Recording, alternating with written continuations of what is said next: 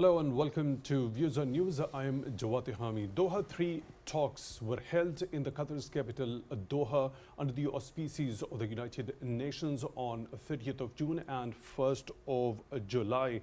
Now, there were two agenda items for this particular important moot that include enabling the private sector and countering narcotics and sustaining progress. Also, at the end of this particularly important moot, UN political chief Rosemary DiCarlo, while expressing deep concern as to whatever the situation regarding women and girls in Afghanistan happens to be, said, let me quote her, Afghanistan cannot return to the international fold or fully develop economically and socially if it is deprived of the contributions and potential of half its population, unquote. At the same time, Rosemary DiCarlo has also emphasized that the meeting and the process of engagement does not mean normalization or recognition of the Taliban de facto authorities. At the same time, Zabiullah Mujahid, who was heading this particular delegation of the interim Afghan authorities at this particular forum, called for unfreezing of the Afghan foreign reserves and also said, let me quote him, our participation in the meeting demonstrates,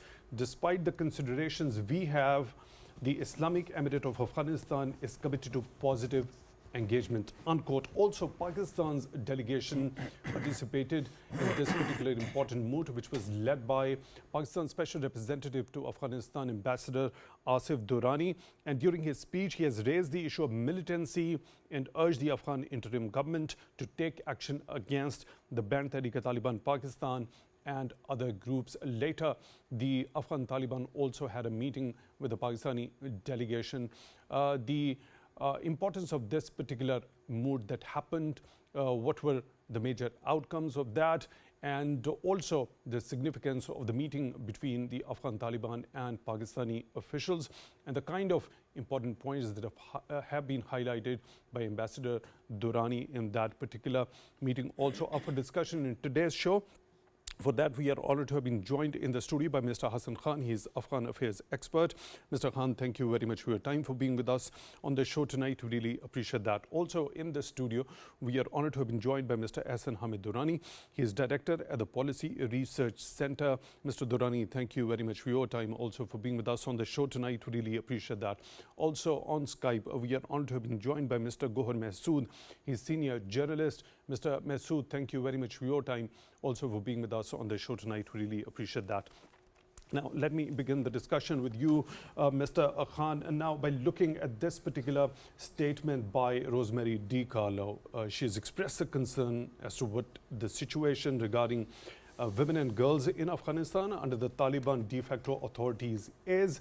And at the same time, she has said, regrettably, the de facto authorities will not sit across the table with the Afghan civil society in this format, but they heard very clearly that the need to include women and civil society in all aspects of the public life.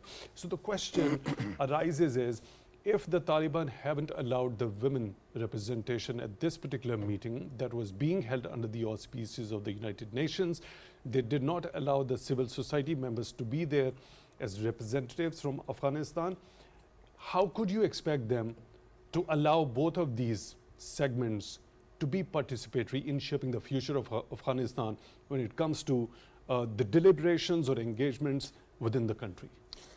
Thank you very much. Tehami, I think when you were in your intro, when you referred to the statement of Rosemary DiCarlo, so I was stunned how she could say it, and at the end of that very conference on agenda. The agenda of that conference, I think, was set by the Islamic Emirate of Afghanistan and by the Afghan Taliban. It was quite unfortunate, and I think for the first time, UN was under huge criticism for the reason that it agrees to the Taliban's demand, to the Kabul demand, that one, women will not be invited to this conference, especially to the main table. Two, its opposition will not be invited. Only Afghan Taliban will represent Afghanistan. And three, Afghan internal issues will not be discussed on the table. So how can this Madam DiCarlo at the end of the conference say that she is concerned about it? If she was concerned, I think definitely she should have convinced, the UN should have convinced the Afghan Taliban, but they were so anxious for their participation that something extraordinary is going to happen. Look, for the first Doha, Afghan Talibans were not invited. For the second Doha, which was held in 2023, Afghan Talibans were asked to join, but they refused. The reason was they set these conditions, which were, I think, followed in the Doha 3. In Doha 3, they were invited, but on their conditions. So it's quite, I think, to me, I was stunned that a UN body, which is an international body representing the entire humanity almost in 200 plus countries, it agrees to the agenda which was according to the whims and wishes of the very group, of the very Janta, to whom she is calling that they are not, the international community is not ready to accept them in the in their current situation. So I think this statement of her is quite astonishing for me, that it was Rosemary DiCarlo and her team which invited them, which talked to them on their agenda, which agrees on their agenda. And look, in this conference there was no women except I think Ms. DiCarlo. There was no women on it. Afghan internal issues were not discussed at all. Neither the women issues, half of the Afghan population is being deprived. And the UN itself call it a gender apartheid.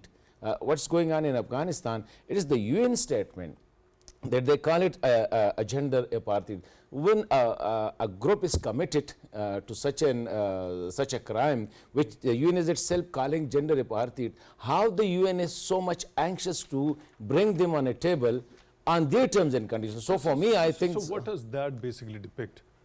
I think on the part of the let me be honest. The first thing is that the US and the UN post Afghan Taliban takeover, when Moscow process, when Istanbul process, when the SCO was taken interest in the Afghan issue, the Afghan issue was almost taken over by the regional countries. Tomorrow, I think the SCO is going, so definitely Afghan issue will be discussed. Doha was almost an irrelevant project. Okay. And the US and the UN, definitely I will report to the US. The US was almost irrelevant to the development in Afghanistan, especially the peace process when initiated by Moscow and the other regional countries. So to make them relevant and to give it a type of what you call it, publicity, and to do a proper marketing and sell it out, they have agreed to all they have agreed. Why they agreed to the terms and conditions of the Afghan Taliban? The reason was to bring them to the table and show the world that they are there. So I think the only reason as I see it to agree to the Taliban's terms and conditions is that the UN and the US wanted to make it a news of the day, to make Doha relevant and to show to the international community that UN is still relevant vis-a-vis Afghanistan peace process is concerned. Right, Mr. Durrani, as per your understanding, why this time around, last time around, we saw in the Doha 2, the UN Secretary General refused to accept that particular condition. This time around, it was accepted. And the Afghan Taliban were representing as the sole representative from Afghanistan without the participation of the representatives from the women's segment as well as the civil society. What does that basically depict? How do you analyze that? I think we have to sort of lower our expectation from this process. It's more of a, to me, it's more of a symbolic process. First, the General Secretary himself did not participate in this Doha 3 dialogue. In the Doha 2, he was one of the participants, but this time he backed off and instead sent an undersecretary. Then again, I think if such a process is not inclusive, as my colleague Hassan Khan Saab has rightly pointed out, this is a very important point. Let me hold you for a second over here. When the United Nations Secretary General himself didn't participate this time around, and last time he was himself there during the meeting when the Taliban refused to accept, the UN refused to accept that particular condition which the Taliban made. Perhaps the absence of the United Nations Secretary General this time around means that accepting the condition of the Taliban is not for the entire spectrum of the UN system. Yeah, this is how actually diplomacy at the UN works. You know, the position holder who is present at the conference signifies the importance of the declarations or the outcomes of that conference. So if the General Secretary himself was not there, you can just imagine, how serious even the UN was taking this conference this time. It was more of a symbolic gesture. And secondly, very importantly, the United Nations General Secretary wants to appoint a special envoy on Afghanistan. The Taliban are not agreeing to that proposal. So I think one of the reasons that they have agreed to Taliban's demands this time, or I may say conceded to them, is one of the, can be the reason that they want to give some leverage to Taliban, and in return to that leverage, appoint a special envoy, which is very much needed at this stage. So giving that leverage to the Taliban, is it a huge victory for the Taliban that they've got their condition met this time around as compared to the last one? Taliban will flaunt this back home and in the international forums as a victory. More importantly, back home they will flaunt this as a victory that the United Nations have sort of symbolically agreed to Taliban being the only power in Afghanistan, since other the opposition forces in Afghanistan, they were not present in the dialogue, the women were not present. So Taliban will flaunt this as a victory. For them, it is a victory. But I think overall, this will not have any impact on the socioeconomic conditions of Afghanistan, which was one of the primary purpose of this dialogue to uplift. So do you agree with that particular thing that is that's been highlighted with Mr. Hassan Khan regarding making the UN and the US more relevant regarding as compared to the regional formats that were happening regarding the situation in Afghanistan? Just to add one small thing, this Doha was the US-led process, if you remember. And post 2000, when Taliban took over, it was handed over to the UN. So that's the reason that I said it, that the US want to make itself relevant via Doha in the whole process. Right. Do you agree with this point? Yeah, I think I completely agree. So it was more of making the UN and the US more relevant regarding the situation in Afghanistan and make it a news of the day. And giving something to Afghan Taliban to engage with the international community. What was there so important for the Afghan Taliban that they, this time around, just on the part of the UN, they met this condition, okay, just participate as a sole representative of Afghanistan? What was so important that the Afghan Taliban were looking forward to get out of this particular meeting? It's more of a international legitimacy that they are seeking, being present at the table. Last time they did not because they had specific conditions. So it's more of a sort of a win, political win for them. Nothing substantial will come out. Maybe some pledges regarding some increased humanitarian funding to Afghanistan, which we have seen a lot of reports that the Taliban have been. There have been reports by even the special investigator for Afghanistan affairs in the US State Department, that there have been misappropriations or misuse of those humanitarian funds in Afghanistan, and it's on record. So maybe increased funding to Afghanistan in the humanitarian or the economic sphere. So that can be one outcome of. Okay, let me take this point to Mr. Gohar Mehsud. Mr. Mehsud, now as Mr. Hassan Durrani is of the view that perhaps the participation on the part of the Afghan Taliban with the UN accepting their condition of being the sole representative from Afghanistan, they are going to show this one as a victory back at home. Is it going to bring in more resentment from the other stakeholders within Afghanistan? Thank you, Jawad. Actually, yeah, I do agree, like my colleagues Durrani Saab and Hassan Khan Saab, they pointed very well at things. Actually, being a journalist, when I see the things to talk about like Doha process and all these things, it has a long history. We do need to understand the history. After that, when we come to the recent Doha talks, this is, like a linkage with the previous talks about Afghan Taliban and all these settlement and peace process and things. First of all, who were the Taliban and how they came? Then how, like 22 decades ago, Afghanistan was attacked. Again, then there was another government, and now they also the same powers like US and the United Nations, they came and they met at Doha peace talks some years ago. On the basis of those peace talks, they brought the Taliban into power in Afghanistan, and now they have once again started in 2023 when the first time the UN call conference, but the Taliban were not invited, and the second time they invite them, but the Taliban didn't participate in it, and the third time they again. So it means like they are asking to Afghan Taliban, let's come. This is your country. You have to lead it. In this shape, definitely Afghan Taliban, it's like very clear that they can announce this all process as their winning, as their getting the power, and they are the legitimate power in Afghanistan.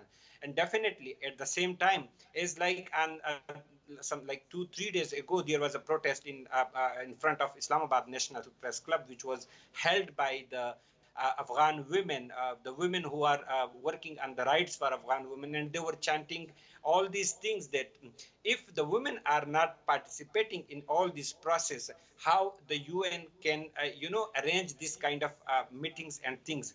So definitely, this is like I would say one part of from the opposite, factors.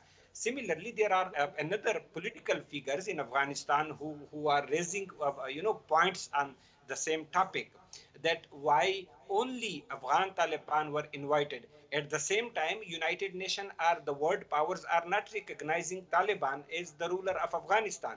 So for me, I'm really sorry, but it seems like very hypocritical things that the world is, making a path very easy for the Afghan Taliban, but at the same time, they are saying, oh no, this is, like not a good thing, and they are against the women education, and they are like this and this. When all these things are on the table, I'm very, like it's very simple. Afghan Taliban will celebrate it, and it's a victory for them. I would say it's very If they simple. are going to celebrate and it's going to be considered as a victory for themselves and they are going to flaunt it back home, you've already described the protests going on regarding the participation of Afghan Taliban as sole representative from Afghanistan in this important moot. Where that is going to lead as far as the other stakeholders are concerned, the civil society, the women's segment, and other political stakeholders within Afghanistan? Look, Javed, in this modern world of democracy and all these things, where the citizens and like citizen, on the local level, they are raising voices for their basic rights, like rights about education and life and different things. So at the same point, these people who are not allowed to participate about these kind of things, definitely they will raise the voice. And in Afghanistan, this would be not very easy to bring a peace. Maybe there would be a peace, but for some special segment of people. I would say it would be not for all the Afghans, is in the modern world we are expecting to see. So in this perspective, those who are, raising their voice for their rights and their, about Afghanistan, this will definitely bring uncertain situation time by time, and through the world and international, international perspective, it will bring a negative name for Afghanistan. And I would say that like war would be continued in different shape. On one side, we have stopped bombing, but on the other side, would be a fight inside the society, different segments of society, because the world is not allowing Afghan to decide. I mean, like, okay, the Taliban would be legitimate, they would be on the right, but let decide to the Afghan people if the world believe on democracy. So for this purpose, I'm very sure Afghan people are like very resistful. They will resist against all these things, and this will not bring peace. Once again, Afghanistan would be unrest because of this kind of thinking and situation. This is what I believe so. Right, Mr. Hassan Khan. Now, again, Rosemary DiCarlo has emphasized that this particular engagement or meeting with the Afghan Taliban doesn't mean legitimization or recognition. This is the second time she has said this particular thing. before the commencement of these talks, she had given the statement. At that particular time, also reiterated that it's not going to be legitimization or recognition of Afghan Taliban. How do you analyze that? Look, I think, let me say two things. One, this is at least Taliban have been given a de facto, what do you call it, recognition even when they were invited to the. Look, Jawad, I want to, about Durrani, Durrani said that the UN Secretary General himself not participated in the Taliban, and especially the Afghans, they are very smart as far as diplomacy is concerned. And we have to, I think we have to recognize that as so. Look, when UN Secretary General, when the reports reach that UN Secretary General is not coming to the conference, so they bring down the status of the Afghan delegations. Initially, it was the foreign minister, Amir Khan Muttaqi, who was supposed to participate in this conference, represent the Afghan Taliban in the conference. But later on, they were brought down to a spokesperson, Zabiullah Mujahid. He is the spokesperson of the Afghan government. So the delegation was not to of that level, and they automatically brought that down to the level of a spokesperson. So they played very smart. Instead of Muttaqi waiting for a senior, so they also sent a low-level official one. Two, Afghans are very much, I think they are very much good in disarming the opponents.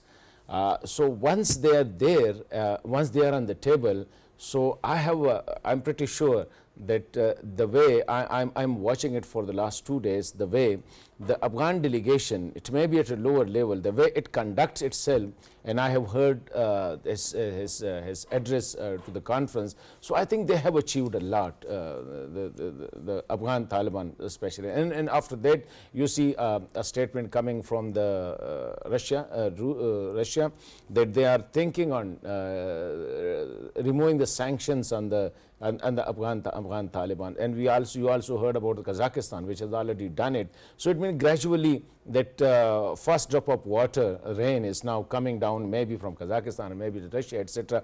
So the problem is not that you recognize them or not, but they are capable to sit in front of you on the table.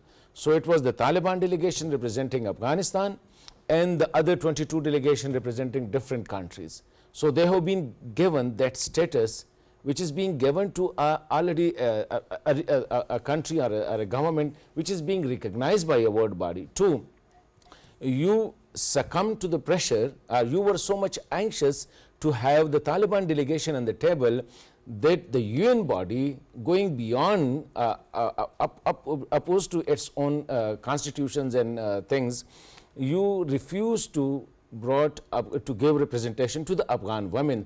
And Afghan women, I think, are bravely fighting against this, the approach of Afghan Taliban. It's the only Afghan women who are raising their voices, whether in the capital of Islamabad, anywhere in the world, even in Kabul.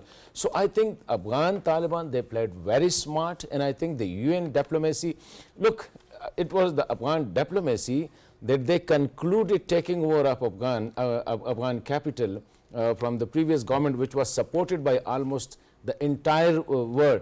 So what they did that via diplomacy. They keep the US engaged for almost 20 months. So they are very much, I think, especially I will say, especially the Afghans and the Taliban, they are very smart and they know what they are going to achieve. They have a target and they have achieved the target. So that naturally brings us to that particular point. A natural question arises of this particular thing that you've just mentioned, that they happen to be very smart when it comes to the negotiation table. And there is much they have achieved from this particular Doha 3 meeting. There is a related question. I'll come back to you, take your understanding regarding that. Mr. Durrani, are there bigger things that you deem the Afghan Taliban have achieved from this particular move? I don't think so. I think it's more of a diplomatic win for them to have to accrue sort of a legitimacy, which they can of course showcase as a political win to their constituents.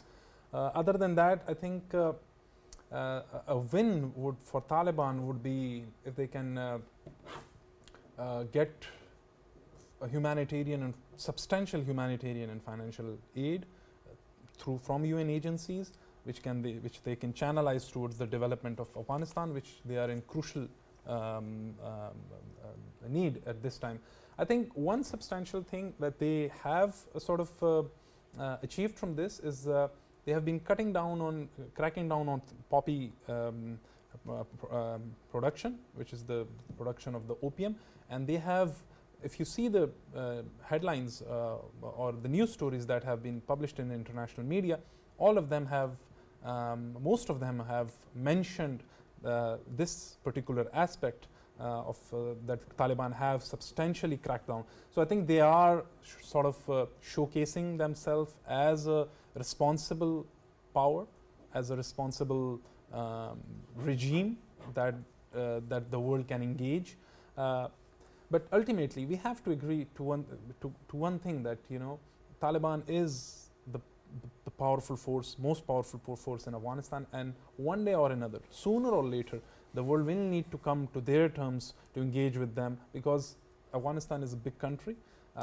It's very important strategically for the world powers. It's important for China. It's important for Russia. It's important for US. Still, it's important for US because it is still the hotbed of, and can be a potential hotbed for international terrorist or transnational terrorist groups which can harm US homeland. You are of the view the substantial win for the Taliban could be a substantial supply of the humanitarian assistance, right? Yeah. Is it to be considered a bigger thing for them as compared to the international recognition? I don't think so. They can expect, and I mean, frankly speaking, they won't expect international recognition from a UN body. The international recognition, according to Taliban, would be more of a bilateral or a multilateral regional consensus instead of going to a UN body. Taliban would be expecting that more from the Central Asian countries, from Russia, from China, instead of a UN body which is heavily influenced by the US. So I don't think Taliban would be looking towards UN for international recognition or international legitimacy. They will be seeking that more in this region, and especially from countries like Russia, from China, I mean, even from Pakistan or Iran as well. Right. Mr. Mehsud, as per your understanding, what's going to be, are there already some bigger achievements as far as this particular Doha 3 format meeting is concerned? And as per your understanding, which out of the two, the international recognition or the supply or the substantial flow of humanitarian assistance within Afghanistan on the part of international community is for the Afghan Taliban? Well, Javed, look, if I say something, I would need to place a different option in front of me. Yeah, this is very clear that we haven't seen any recognition officially from like UN or other countries and things like that. But this is a reality that UN is like an influence of the powerful countries and powerful stakeholders. Similarly, all a kind of game of the business and all these things happening in this region. So Afghanistan is now like a very popping point for not only US but for the China, for the Russia, and all these countries. So here, yeah, we can say that Afghanistan has not been recognized by the UN yet. But if we see the steps that UN is taking, it definitely, making the process stable and strategical, like to bring Afghan Taliban on the recognition level. So, of course, Afghan Taliban will try for this, and this is a very big need for Afghan Taliban. For this purpose, definitely they will try to engage the neighboring countries or the regional countries, as like my colleague said about the Chinese engagement, Russian engagements, and all these countries, because these countries will also play for their own interests.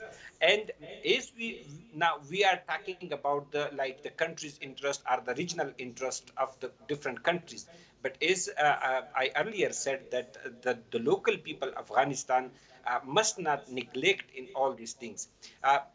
Of course, if the Afghanistan is staying under the Taliban rule as they want, this will not bring the results for the public.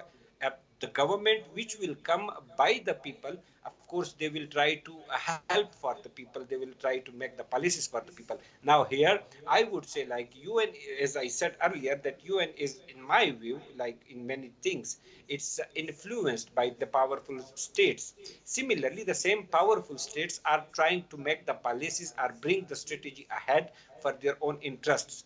Here, I would say like the international community and the world, they need to focus on the people, not on some group or like a segment who are ruling or who is ruling the government or the country. This would be the most, I would say, like a good point, that if they focus on the people things and interests. Uh, Rather than that, again, I would say is like Afghan Taliban were used like a tool for the war on terror as a business, like the previous 20, 25 years, 30 years.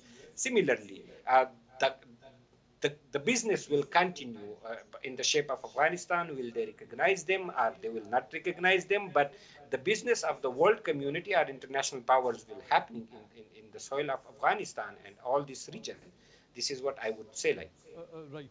Mr. Hassan Khan, you already mentioned the bigger achievement as far as the removal of the sanctions. This time around, also you talked about Russia thinking in that particular direction of removing the sanctions against the Afghan Taliban.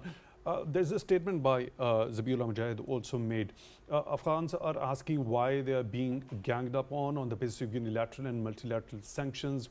He also questioned whether ongoing sanctions were fair practice after wars and insecurity for almost half a century as a result of the foreign interventions and interference. A number of occasions we have also seen, you have also highlighted in your earlier take, a parallel Moscow format happening.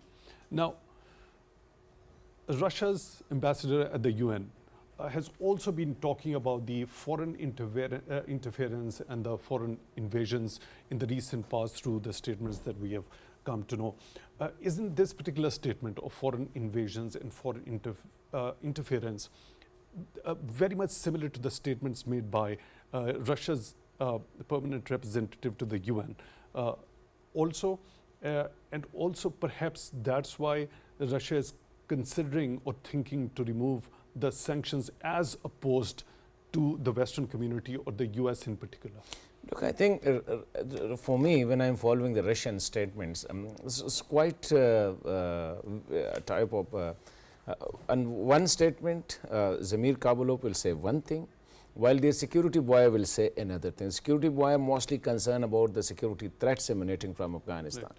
While Zamir Kabulov in the Foreign Office, in the few days back, there was a statement from the Russian Foreign Minister who also mentioned threats coming out from Afghanistan, especially the terror syndicates which are being housed and being raised inside Afghanistan. So there are issues. But let me come to a very important things you are asking about, which you question to Mr. Durrani. Look, in international politics, it is the optics which matter the more. So this conference was particularly, as far optics is concerned, Taliban are the winner, as per my point of view, as I see it. Why? Look, Taliban projected themselves as the people who are cooperating with the world as far the poppy eradication is concerned, the narcotics eradication is concerned, and this is their only success. On the other side, they played as victim. The international community, as the international community is ganged up, as the Zabiullah Mujahid statement is, against the poor Afghans, and they have sanctioned economically and in all other ways Afghanistan. And he questioned why. But the important thing is the behavior of Taliban government with the women, with the oppositions, human rights violations, security things are concerned. They have been hushed under the, pushed under the carpet. So that's why I say Taliban have achieved what they were having in mind. They want to interact with the larger group of international community, and they were there. They presented themselves as the people who matter for the world. They accused the previous regimes of not doing the things which Taliban have achieved. And now they say that, look, and despite that, you are sanctioning us. You are ganged up against us and you are sanctioning us. But Taliban No women was there to talk about the way they treated the women. No opposition was there. No civil society member was there. And so that's why I'm saying that this conference was designed as per the international. Look at the US. US has given Afghan Taliban during the last 3 years 19.2 million, 17.4 billion dollars. So every year Talibans are getting almost $6 billion from the US. And this is being given in, I think, in a form of a cash because there is no banking system. So definitely you have to transport it in various planes. What was the point of so it means that the $7 billion? I'm very, sometimes I think that the way US is doing a policy, and then I'm referring to a very famous statement of the US, Russia Special Representative Zamir Kabulov, who called, not Zamir Kabulov, it was the foreign minister, I think, it was the Russian foreign minister who said that he believed that Afghan Taliban or the Islamic Emirates of Afghanistan is the watchdog, is the watchman of US interest in the region. And that's the reason it is only the US which is giving and not asking in return for anything. So what was the point? If so much dollars are coming through the US, through cash in the hands of the Afghan Taliban, what was the point of, freezing those Afghan foreign reserves of $7 billion? Look, I think this is a very crucial question. And then you have to look at the way the US is doing politics. One, US want to keep Taliban in their control. If it was their own money, so Taliban would have not indebted to the US, donations type of things, and keeping them finance and giving them the money. Two, I think anytime they can stop it and choke the economics of the Islamic Emirates of Afghanistan. So this only the US, but US is not demanding in return of this $6 billion a year. To at least to give some room to women to breathe inside Afghanistan. So I think the only interest of the US in the region is to keep the pot boiling, but to keep it in its control. So at the moment, it's only the US which is financing the Taliban regime in Afghanistan. So $6 billion, Pakistan is fighting for $1 billion and is making changes in the laws and going to the parliament, etc. And on the other side, the US is, and this is not I am saying, this is the CIGAR report. The US own report says that $17.4 billion, $17.2 billion have been given in 3 years. So if the US policy regarding Afghanistan is to keep the pot boiling, I think this is control. So if the Russians are thinking of removing the sanctions, is that particular move on the part of Russians going to be a setback for this particular policy of the Americans? No, I think it's too difficult for the Russians to beat Americans as far international politics is concerned, or international policies is concerned. I think it's too difficult because Russia doesn't have that influence as because US influence on Pakistan, Iran, and the region, and India, etc. So definitely that is another ball game. But I think through this way, at least Russia want to be in Kabul and communicate directly with the Taliban, because this the Central Asian states are the Achilles heels of for Russia. And you already Tehrik-e-Taliban Tajikistan, Uzbekistan Islamic Movement, the other Islamic state is another, ETIM is another thing. So I think Russia's only interest and China's only interest is to try to minimize the US influence. There is the only interest and there's the only goal there. What about the spillover effect of the terrorism emanating from the Afghans? So I'll come back to you. This particular question, Mr. Durrani, with two parallel processes regarding the situation in Afghanistan, one led by Russia, the Moscow format, and this particular Doha meeting. I mean, do you see any sort of improvement with two parallel processes going on at the same time? I think it depends on how serious the Taliban are towards each process. With the Moscow format, Taliban have had a seat at the table at the senior level. I mean, we have seen that senior Taliban officials have gone there. But with the UN first two Doha conferences, UN-led Doha conferences, Taliban were not even at the table. Now at the third, a junior level delegation apparently have participated. So I mean, at this process, even at the start of this process, we don't see any potential of, even on the part of the Taliban, any seriousness on part of the Taliban towards this process. But I think at the end, it will be more of a Taliban's bilateral engagement with countries, and then sort of forming a consensus. It can be either through the Moscow format or through a Shanghai Cooperation Organization. The format can vary, but it will be more of a regional consensus. And the recognition would not emanate from UN, it will not emanate from US. It may come from Russia or China. Big an impact? Because it's the region that is going to suffer. And if Afghanistan again becomes a hotbed of transnational terrorist groups, as we have seen in the case of the Moscow attack, when ISKP attacked that, I mean, it's those countries that are going to be affected. China at the same time is investing lots of money into Afghanistan's oil and gas sector, into the mining sector, but at the same time they are concerned about the security. So they will also want to minimize the effects, and as soon as they give those, extend that recognition, it can be a de facto or in the later stage a de jure recognition. Chinese may think that it may pull the Afghan Taliban into the ambit of the international community, and so is the case with, ultimately Pakistan or Iran as well. So to hold you for a second over here, if Russia is thinking of removing the sanctions against the Afghan Taliban, and if it does so, how big an impact it is going to have in the larger scheme of things?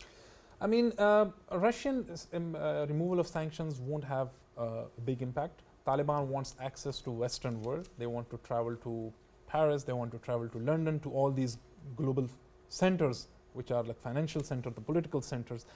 They already have travel access. They have gone to Moscow. They have gone to Beijing. They have gone to Tehran. They can travel to Islamabad. Your point is well taken. Yeah. Your point is well taken. Unfortunately, we are short of time. A very important point that I have to take the view of Ms. Hassan Khan. You already talked the major victories from this particular meeting for the Afghan Taliban. And you also mentioned that they've been smart diplomatically that led to the signing of the Doha peace deal and also the victories in this particular Doha 3 format talks. If they're as smart on the negotiation table, why haven't they been so smart in fulfilling the international obligations, the primary of which was not allowing the Afghan soil to be used for any terrorist activity? And we have seen there's been a resurgence of terrorism here in Pakistan, and Pakistani authorities with irrefutable evidence urging the Afghan authorities to act smartly and take decisive action against the banned TTP. I think this is definitely a $1 million question, that so far they are unable to control and to secure their land, Afghanistan, not to be used by the terrorist syndicate. But look at the way, there is not only the TTP, there is ETIM, there is ISKP, there is Islamic Movement, IMU, Islamic Movement of Afghanistan, there is TTT, the Taliban Tajikistan, etc. And there are dozens other. But it's only the TTP. Look, ETIM is being properly under control. You haven't seen any complaint from the Chinese side, neither there was any attack from the ETIM on the Chinese mainland, etc. And there is no, I think, anti-China, what you call it, emotions or narratives inside Afghanistan. IMU is concerned, so far, yes, Tajikistan has issues, Iran has issues. But internationally, look, everybody is saying, this is how they play a very smart game. Everybody is saying that at least Taliban have secured Afghanistan. Afghanistan is no more that Afghanistan of the Republic era, when there was law and order situations where the country was not entirely under control under Islamabad, under Kabul. So this is why I'm saying that they are playing very smart. When they are in negotiation table, they are capable enough to disarm you because there is a very Afghan have a history of negotiating with the powers, because they have been sandwiched by the one superpower and by the other superpower for almost 200-300 years. So that is, they learn how to live in such an environment. Why haven't they been smart on the ground? So but they optically, as I said, in optics they are very good. Unfortunately, we Pakistanis this is my view and I may be wrong, we are not that good in taking on this narrative. Yes, we are talking in the UN. The other day Munir Akram said that Pakistan is facing terrorist threats from Afghanistan, especially the TTP, but we are not making it talk of the town. As I say, when when Afghans take something, they make it talk up the town. Your point is well taken, Mr. Hassan Khan, Afghan affairs expert. Thank you very much for joining us in the studio. And Mr. Ahsan Hamid Durrani, Director of the Policy Research Center. Thank you very much for your time also, for being with us on the show tonight. Really appreciate that. With that, we come to the end of today's episode. Till the next one, take good care of yourselves.